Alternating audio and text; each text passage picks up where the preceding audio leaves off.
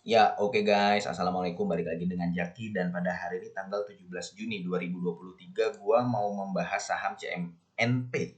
CMNP ini sudah TBK dari 1995 dan ini memang betul saham yang dimiliki oleh keluarganya Yusuf Hamka.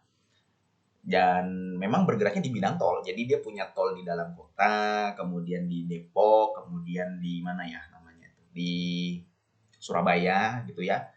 Dan berdasarkan laporan keuangan terbaru di tahun 2023, memang ada keluarganya Yusuf Hamka yang duduk di perusahaan ini, yaitu Faisal Hamka, komisaris utama atau presiden komisaris, sama Fitria Yusuf, direktur utama atau presiden direktur. Jadi memang jabatannya nggak main-main. Dan betul memang ini perusahaan keluarganya Yusuf Hamka. Salah satu yang mengendalikan gitu loh. Karena memang ada orangnya dan keluarganya Yusuf Hamka di dalam. Nah, saham ini sempat ramai. Ini lu kalau melihat harga sahamnya guys ya, saham ini sempat ramai dan gue akan coba ngobrol santai aja terkait dengan saham CMNP ini. Jadi Yusuf Hamka ini menagih hutang kepada pemerintah Indonesia. Kan dia menagih hutang ya.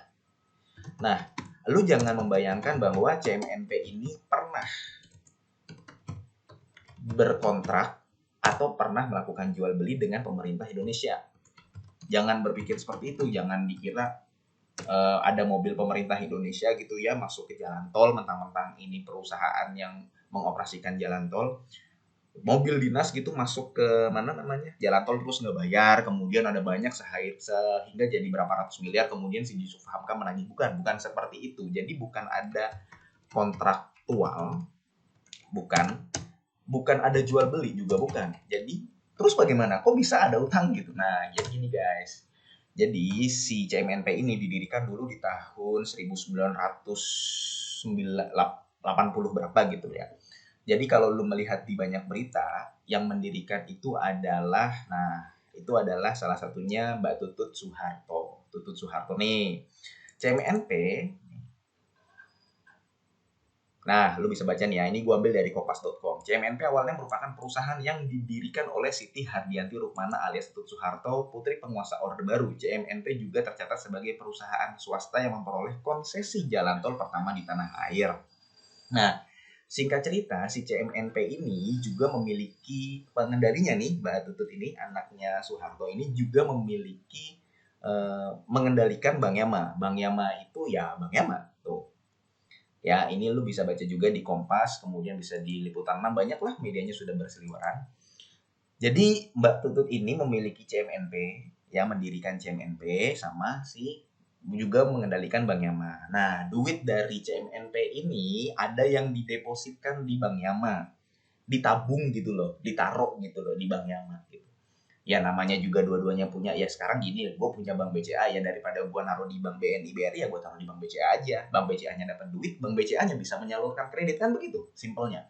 Nah, ketika krisis moneter tahun 1998-99, banyak kekacauan, banyak orang menarik duitnya dari perbankan. Perbankan sebesar apapun, BCA, BNI, BRI, apalagi itu Mandiri yang asetnya udah berapa triliunan, paling gede kan tuh Mandiri.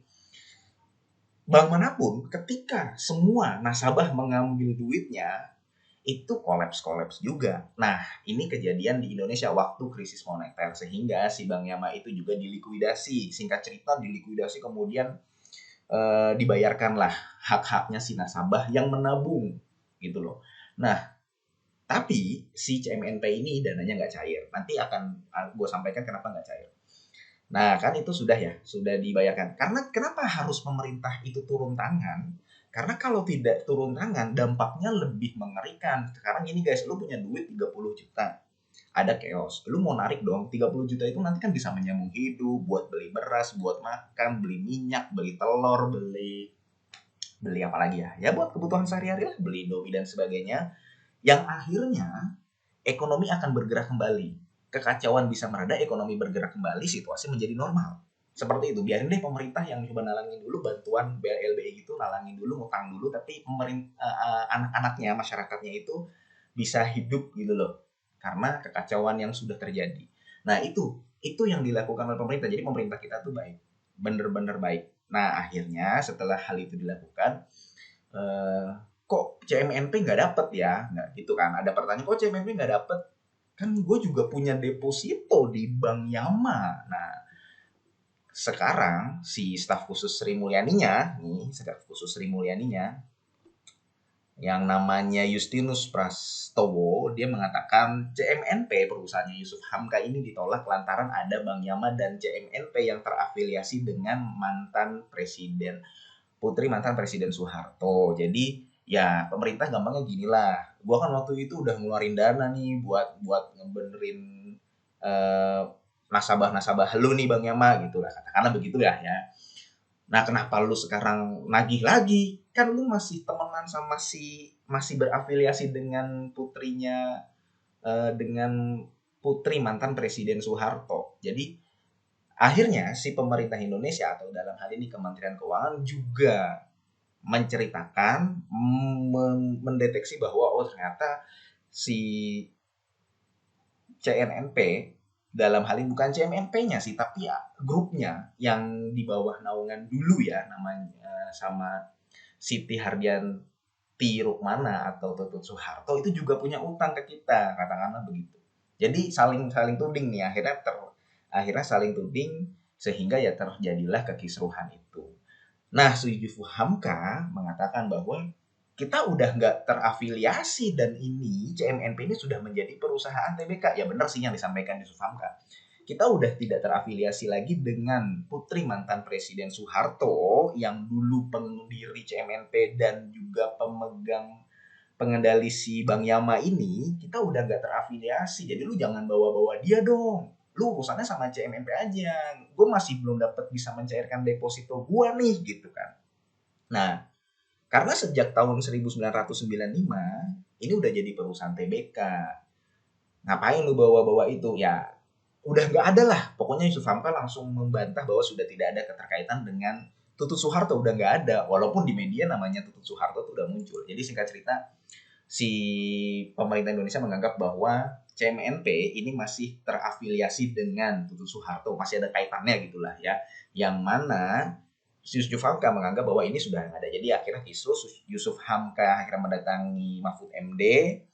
Ya mudah-mudahan ini ada penyelesaiannya. Nah, sekarang soal sahamnya. Sebenarnya sahamnya guys, gue sampaikan aja langsung guys ya.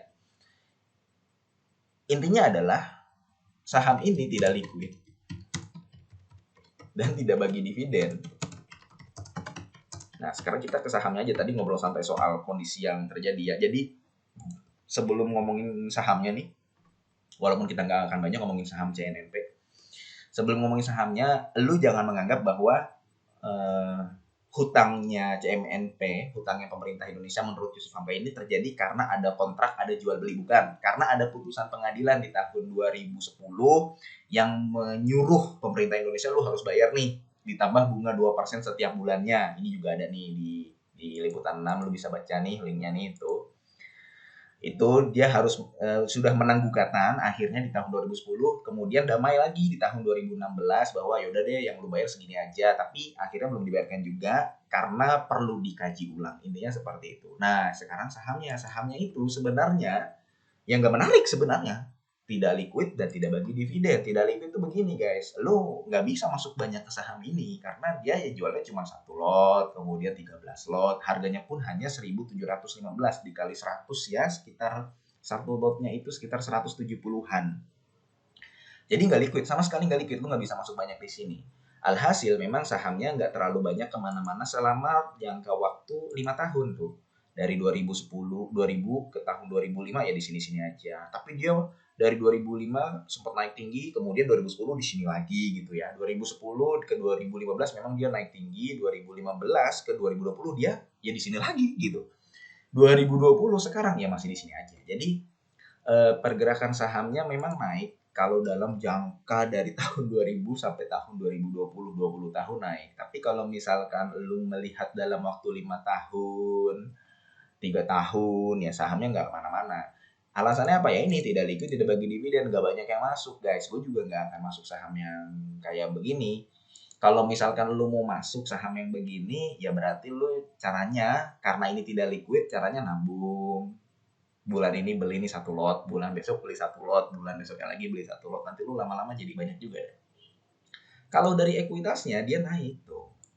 Bagus sebenarnya sih. Pendapatannya juga naik guys, 3,5 triliun di tahun 2019, 2,5 triliun. Dia nggak rugi loh di tahun pandemi. Karena kenapa? Walaupun di pandemi sendiri, jalan tol itu kan tetap banyak yang menggunakan. Truk-truk untuk pengiriman logistik, kemudian barang-barang ekspor impor, ya pemasukannya tetap ada gitu loh jalan tol. 2021 dia naik, 2022 juga dia masih stagnan. 2023 kalau misalkan dia stuck dan stabil kinerjanya sesuai dengan kuartal 1 pendapatannya 1,6 triliun, bisa jadi di tahun 2023 pendapatan dia 6 triliun. Gitu guys. Jadi saham ini sebenarnya secara prospek usaha karena dia jalan tol kan nggak mungkin turun guys. Biasanya naik terus kan, udah naik ya naik lagi. Ada tuh jalan tol yang mahal. Dan dia nggak bagi dividen. Dan kalau nggak bagi dividen, dia modalnya makin banyak. Dia bisa akuisisi jalan tol lain, gitu guys. Secara prospek usaha ini sebenarnya nggak jelek-jelek amat, walaupun nggak bisa dikatakan istimewa. Tapi sekali lagi, karena dua alasan ini tidak liquid dan tidak membagikan dividen, jadi gua sendiri tidak tertarik untuk membeli sahamnya. Walaupun sebenarnya dia valuasinya nggak terlalu mahal. Kenapa gue nggak terlalu katakan nggak terlalu mahal? Karena memang valuasinya dia bukan dikatakan murah banget ya guys. Dia dikatakan murah banget kalau PBV-nya sudah 0,3. Sekarang PBV-nya masih 0,9, 0,9, 1, 0,8. Jadi nggak kemana-mana PBV-nya di situ-situ juga gitu. Ya mudah-mudahan ini sedikit mencerahkan buat lu yang awam, bener-bener awam dan lu mau tahu sahamnya Yusuf Hamka apa sih? Sahamnya Yusuf Hamka tuh ini, CMNP. Saham yang dikendalikan oleh keluarganya. Saham yang keluarganya ada di struktur kepengurusan perusahaan atau perseroan. Itu si CMNP. Dan ya itu tadi, saat ini sedang dalam proses pengkajian. Menurut gue pemerintah nggak mungkin nggak bayar lah, karena kan Mahfud MD juga sudah turun tangan ya. Tapi perlu dikaji gitu loh, jangan sampai pemerintah itu lebih dua kali. Kita dulu udah bantuin kok, sekarang perlu yang masih afiliasi minta lagi gitu. Jadi perlu dikaji ulang gitu. Yusuf Hamka pun juga sempat marah kan karena ada yang mengatakan Yusuf Hamka apa sih, bukan pemiliknya tuh. Ya betul, memang dia bukan pemegang saham pengendali atau yang paling banyak memegang ini perusahaan Singapura. Namanya apa tuh ya tadi ya? Pokoknya perusahaan asal Singapura lah. Mana nih? Ya pokoknya itulah ya, perusahaan asal Singapura yang memegang banyak gitu ya. Nah, si keluarganya Yusuf Hamka ini hanya memiliki sekitar 9%. Tapi kan walaupun 9% gede juga guys bagi kita orang-orang retail. Bagus juga gitu loh. Ya itu, mudah-mudahan video ini bermanfaat dan semoga lo sehat selalu sehingga kita bisa bertemu kembali di video-video selanjutnya. Dan ini adalah pergerakan saham dari CMNP, sahamnya juga tidak liquid dan tidak bagi dividen, dan ini adalah dua alasan kenapa sahamnya tidak menarik. Ya itu aja guys ya. Gua akhiri, wassalamualaikum warahmatullahi wabarakatuh.